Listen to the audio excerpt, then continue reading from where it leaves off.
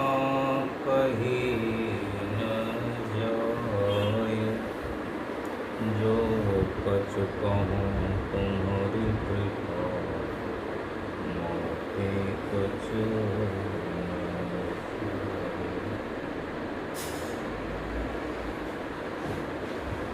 सर्वक्षणास्मरणीय परमाराध्य सद्गुरु महातीर्थ श्री चरणों में मेरा अनंत अनंत बार नमन है।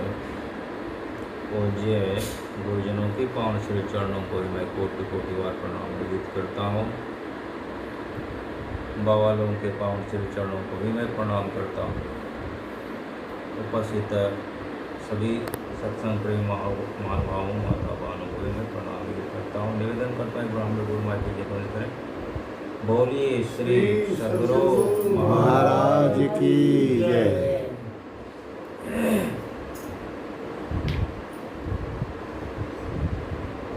यूँ तो हम लोग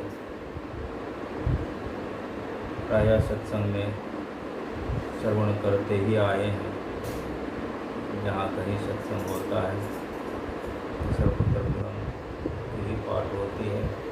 हम लोग सबसे पहले अभी सदग्रंथ सत्संग योग से पाठ श्रवण किए हैं। वेद मंत्र, पहला वेद मंत्र का पाठ सुनाया। सबसे पहले जीव को मात्र जानने की आवश्यकता है। जानने के लिए मनुष्य मात्र ही अधिकारी है। वेद भगवान तो मनुष्य को ही अधिकारी मानता और किसी को नहीं, इसलिए इसके अधिकारी कोई और है ही नहीं। यहाँ तक कि जितने भी हैं, जो भी जहाँ कहीं देवी देवता भी इसके अधिकारी होते तो कहते जरूर। यक्ष गंधर्व किन्नर विद्याधर किसी को अधिकार नहीं है।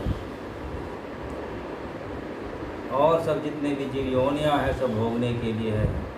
कर्म करने के अधिकार एकमात्र मनुष्य ही है। इसलिए वेद भगवान अधिकारी मनुष्य को ही मान रहा है और एकमात्र मनुष्य को हिदायत करता है। हे मनुष्यों, जगत पर सर्वकर्ता ईश्वर का तत्व ज्ञान प्राप्त करने के लिए पहले बुद्धि योग करें। सबसे पहले वेद भगवान सलाह देते हैं कि हम आप अपना कल्याण चाहते हैं। जो कोई भी कल्याण चाहता है, क्या करें इसके लिए? तो सबसे पहले कहा बुद्धि योग करें, अर्थात सत्संग करें। जब तक सत्संग नहीं करेंगे तब तक बातें समझ में नहीं आएगी।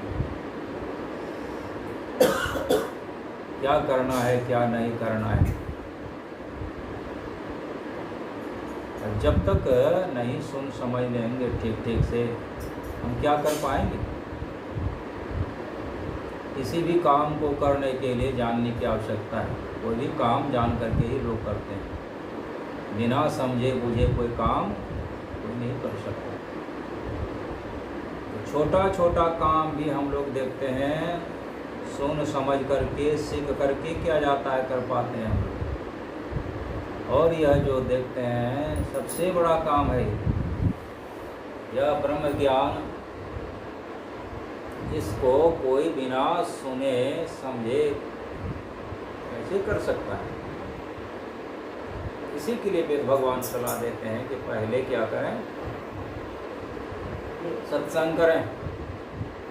सत्संग से ही ज्ञान समझ में आ जाएगी आपको ठीक ठीक से कि वास्तव में वह ईश्वर परमात्मा है कि नहीं है। परमात्मा क्या 10, 20, 100, 50 हैं? लोग कहते हैं तो हैं तो कितने? 10, 20, 100, 50 हैं। कोई कहता कि है, कोई कहता नहीं है। बहुत सारी बातें हैं, उसके संबंध में हम लोग श्रवण करेंगे अस्थिर से। जिस ईश्वर की भक्ति के विषय में चर्चा हो रही है, जितने सदग्रंथ हिदायत करते हैं, माँ को संत महापुरुष हिदायत करते हैं, वह ईश्वर परमात्मा अवश्य है। कर्ता के बिना कोई क्रिया नहीं होती है। नानक साहब उसी को कहते हैं कि कर्ता भोगता करने जोगु करण करावन हार सब हो। वही परमात्मा करने वाले भी वही हैं और भोगने वाले भी सब कुछ। करण करावनहार, करने वाले कराने वाले भी वही हैं। कर्ता भोक्ता करने जो वो करण करावनहार सब हो। आदि निरंजन उत्तिभुवन धनी ताकि उपमा खेती में।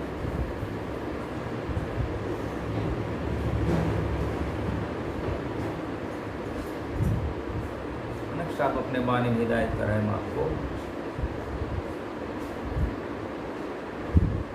जितने भी संत हैं सबके सब हिदायत करते हैं आपको।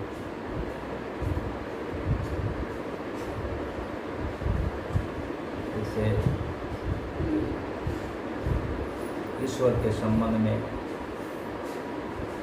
हम लोग रोज गाते हैं, वो ईश्वर परमात्मा कैसे है। ईश्वर स्वरूप के विषय में गुरु महाराज रटा दिए।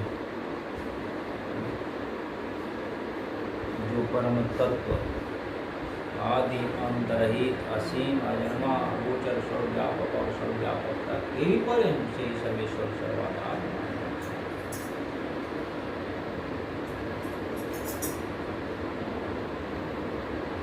ईश्वर के विषय में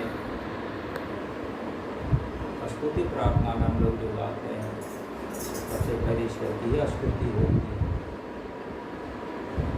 उस ईश्वर को बताने वाले संत महात्मा होते हैं, इसलिए संतों की स्तुति होती है और गुरु की स्तुति होती है। पहला उपकार ईश्वर का, दूसरा है संतों का, फिर गुरु का उपकार। तीनों अनंत उपकारी हैं। इसमें से गुरु विशेष उपकार करते हैं अपने शिष्यों के लिए, इसलिए शिष्यों के लिए सबसे विशेष का ये गुरु ही होते हैं। सारी भेद गुरु ही खोलते हैं, सब कुछ बताते हैं गुरु। उन्हीं की कृपा दया से धीरे धीरे सब काम बनता है। तो विस्तार से हम लोग श्रवण करेंगे। मानस योग क्या चीज़ होता है, वेद भगवान सलाह करते हैं। अगर आप कल्याण चाहते हैं क्या करें, मानस योग करें। जब तक मानस योग नहीं करेंगे, मानस जप मानस ध्यान के द्वारा अपने को कुछ योग्य बना लेते हैं। इसके बाद अग्नि की ज्योतियों का योग करने के लिए हिदायत करते हैं। अर्थात योग का जो आरंभ होता है, जहाँ से दृष्टि योग की क्रिया बतलाया जाता है इसमें साधन भजन करने के लिए, यही से योग का आरंभ होता है। उसके बाद अपने अंदर में शब्द का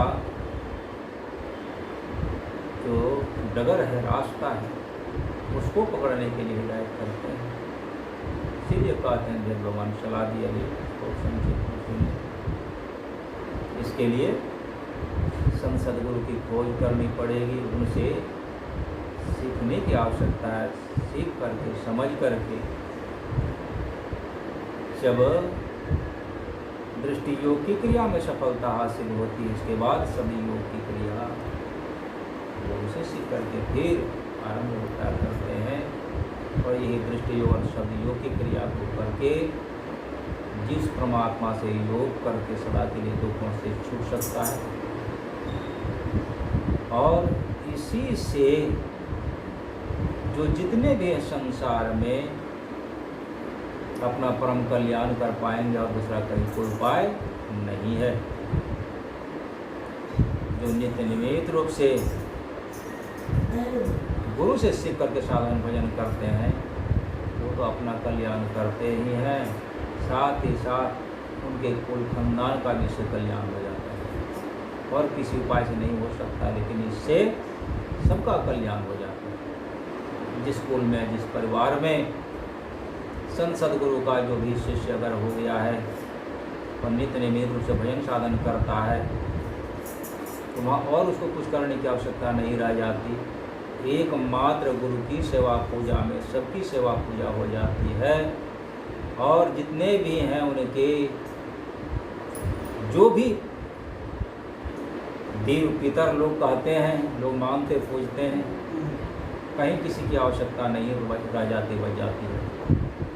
एकमात्र जो साधन करेगा स्थिर से, स्थिर चित्त होकर के यहीं से सब काम उसका पूरा हो जाएगा।